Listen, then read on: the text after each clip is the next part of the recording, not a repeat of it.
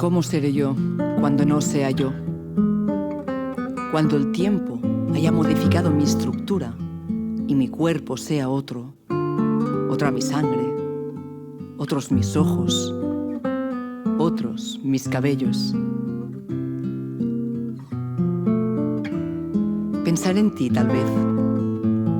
Seguramente mis sucesivos cuerpos, prolongándome vivo hacia la muerte, se pasarán de mano en mano, de corazón a corazón, de carne a carne, el elemento misterioso que determina mi tristeza cuando te vas, que me impulsa a buscarte ciegamente, que me lleva a tu lado sin remedio, lo que la gente llama amor, en suma.